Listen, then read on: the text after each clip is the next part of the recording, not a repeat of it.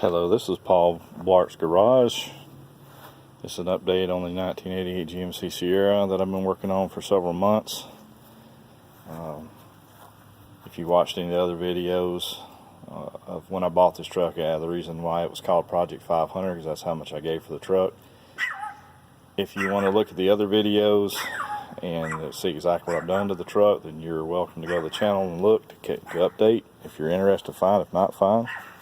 Not doing this for a living or to be popular or to be famous, just to be informative to people who buy something like this and don't really know what you're doing. It's what they call, I guess, a shady tree mechanic. Learn by my mistakes or watching YouTube videos or watching other people. But today's video is going to be on the dreaded 1988 to 94, I believe, Chevy trucks with tilt steering, automatic transmission, who has the dreaded steering wheel shake, which is basically the 4 bolts. Inside here, you got to get all the way into here, get to the bolts, and pull one out at a time, put Loctite on them, put it back in, and then hopefully that's all it is, and it fixes it. But this video I'm making is so if people start this job, there's like 5 or 6 or more videos of people showing ways to do this, and some of them, one of the videos I watched, the guy seemed like he had the best intentions.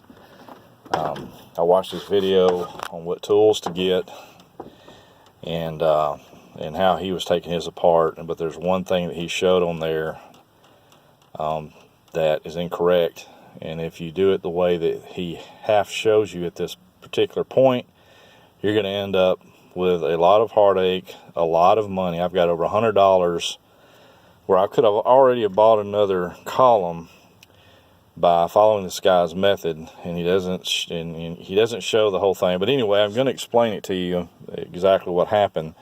That way, hopefully, it saves somebody some problems if you go the route I went. Basically, his video shows that you get 3 tools that does this job. 2 of them you can rent at O'Reilly's for $53, which is the steering wheel puller, and then this plate right here has this ring around it.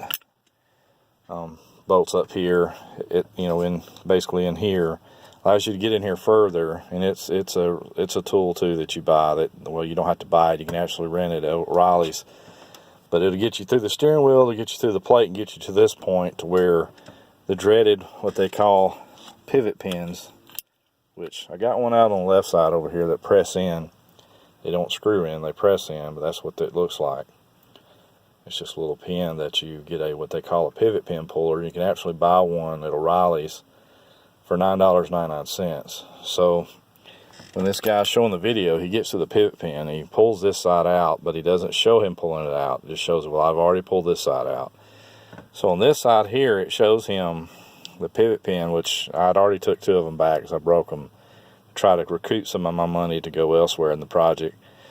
But anyway, it's got a 10 by 32 bolt that's got 2 different thread sizes on it. One thread size kind of snugs up against a bracket that comes with it that comes out about this far, and it's hollow on the inside, so that when you screw in the thread that actually in the pivot pin that goes inside this the pivot pin itself, it snugs up against it, and then it's got 2 washers that come down, and then behind the washers is the bolt that you'll actually turn. Now in his video, he shows him turning that bolt with the wrench, and you can actually see that it's turning the whole bolt. It's got the 2 different thread sizes on it. It's turning the whole thing, and then it pans away from that, and you never actually see him remove it. My theory is he either broke his off like I did and didn't show it because it'd make you look like an idiot, or he magically got it out without breaking his. I don't know how he did it, because basically if you just put 1 wrench on it and you're turning the bolt, it's going to keep turning the whole thread. It's going to keep turning that whole pivot pin bolt, and it's eventually going to tighten up in there so tight that it breaks off. So on the back of the package, after breaking 2 of those things, because I was following him like a dummy because I'd never done it before, and I thought, the guy knew what he was talking about. He seemed like he has done quite a few of them. Don't know, but following him, and when I was turning mine like he was, broke it off. So I thought, okay, I done bought a defective tool. So I went and bought some drill bits and a extractor, set of these, and which, these things have hardened steel tips in them, and I hate using these things because if you've ever broken a tip off on one of these things, it's almost impossible to get out. I've used all kind of drill bits trying to get these things out before, but was able to drill and tap that out and got it out. I mean, just real easy. So I went and drove another couple of cities up and bought another tool from another O'Reilly's. Came back, done the same thing, broke right off, went in to tap it, and guess what? Broke the extractor tip off inside here, which it's still in there. I had to order, I went through Home Depot, went through another hardware place here, all the part stores, getting titanium drill bits, cobalt drill bits, masonry drill bits. I tried everything, and nobody has a carbon tip drill bit. I've never been able to find one. I ended up going on Amazon and order one. It's supposed to be here this Friday. Hopefully I can drill that out. If not, I'll probably use a Gremel tool with a cone type fitting on it and drill into that till it heats it up, and then try the titanium or a special tip drill to get it out. But if you go to O'Reilly's and you buy that $9.99 pivot tool, which is the only place out of all the part stores you can actually get one, Napa doesn't have it. Well, actually here in Baldwin County, Alabama, the only place that's able to get it is O'Reilly's. Advance doesn't have it, AutoZone doesn't have it, Napa doesn't have it. All these mom and pop stores don't have it. You can go through Mac Tools or some kind of, if you're working in a shop, you can get them through that, but it's going to cost you a lot of money. But for O'Reilly's, if you get it, make sure that when you snug the tool down inside here, where all the threads are in here, that will go in here, and you tighten your washer and your washers and your bolt down to start to pull this out. That you put the wrench on the bolts, and you put another wrench on the back of the tool to hold the tool steady, and you turn the nuts and hold this bolt steady. Because if you don't, it's going to break off every time. Even when I kind of put something on YouTube calling the guy out on it because he never shows it, makes me wonder if he broke his off is why he didn't show it or had problems. He said, well, the way I did it in the video is how I got it out, which I don't believe. There's no way. I broke two of those tools out, only made like a half a turn to a full turn before they broke off, because you can snug it with your hand all the way up to where the threads that actually go in the pivot pin is flush and up against the pivot pin. The other part is the bigger threads that actually push on this bracket as you're turning that nut to pull that out. If you do not hold the back of that tool, it's going to break. That's just it. It's going to break. And then you go through a bunch of drill bits, which I've picked a bunch of them up. I've probably spent, no shit, about $20 in drill bits, and actually bought two of these packs of these extractors. And I got one, like I said, broke off, and I'm waiting on a carbon tip drill bit to come in to fix it. So if you don't believe me, go ahead and buy one at O'Reilly's and try it, and I guarantee you it's going to break if you just use one wrench. If you just turn them bolts and not hold the back of the tool, it's going to break. I have seen some people make some tools by using a bolt. One guy used the bolt that come out of the steering wheel here and had it right here, and then had a 8x32 bolt that they bought at a hardware store. I don't know if it didn't even look like it was a grade A bolt, which would scare me unless it's a grade A bolt, and some washers and a nut. And he basically had two different wrenches he used and pulled them out, which could probably work.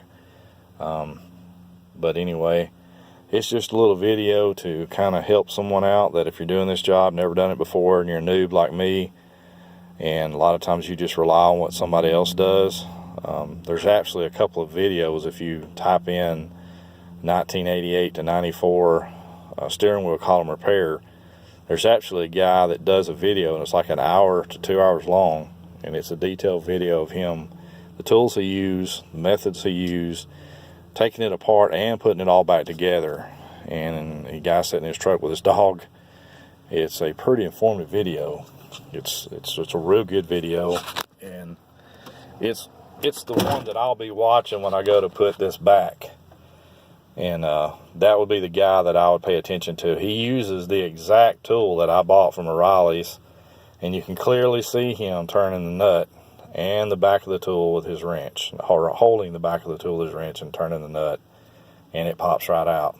I actually, because of being scared of, well, actually, because I broke the only 2 pivot pin tools that are in existence, unless I wanted to order one, I figured that once I go in here and I have to get these bolts out and I put Loctite on and put all this back together, I don't plan on pulling this thing apart again. If I do, I'll just buy another steering column and go in here. But I actually went to a parts store and bought one of these slide hammer, and I drilled out a bigger hole in the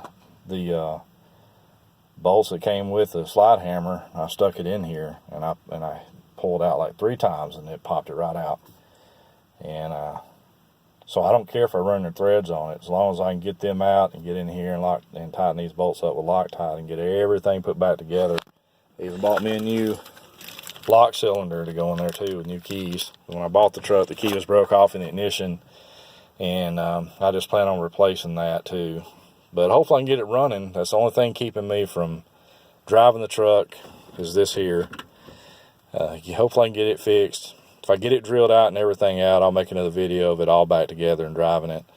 But I made the video because it kind of upset me so bad, because with me, after I live in the Gulf and it's expensive to live out here, and after paying, everything that I have to pay to survive out here, if I have, a few dollars every week left over, if people live paycheck to paycheck like I do, when you put 20 or 30 to 50 to $100 in a truck, once a month or a couple of times a month, kind of means a lot to you. And like I said, this is a project truck. It's not my daily driver, but it still hurts when you come out here with the best intentions to do something. And of course, when you watch somebody's video, you're kind of taking your own risk. But even when I called the guy out and told him, look, man, you may want to tell people, show them the right method, or take that part out, or not even show it at all, because the way you're showing it, you're going to cause a lot of people to have lots of problems. And it may be the reason why he has like almost 200 dislikes on the video. Probably the same dumbass people who went in and done what I done, and I should have known, because when I was turning it, I saw it was turning the whole thing, and I thought, well, that looks like all it's going to be doing is tightening. I really didn't think much of it. I thought, well, maybe he knows more than I do, because obviously he got them out, because he showed him he had one out in his hand. So anyway, it's just hopefully that helps some folks out, and hopefully you don't make the same mistake I do. But like I said, you can rent the tools to take this out from O'Reilly's if that's where you want to go. It's $53 for the steering wheel puller and this plate here, and then the pivot pin you can buy at O'Reilly's. Some of them have them in stock, and it's like $9.99. Anyway, this does it for Paul Bart's Garage. Hopefully I helped you out. I think if you're watching, hit a like. If you want to go and look at some of the other videos I made, they're about as shitty as the one that I've made today. But still, it's just my project, my time. Not doing this for fame, not doing this to make money on YouTube. But if you like these old trucks and you kind of want to see where my journey started on the truck, then you're more than welcome to like, subscribe, and check the videos out. And thank you.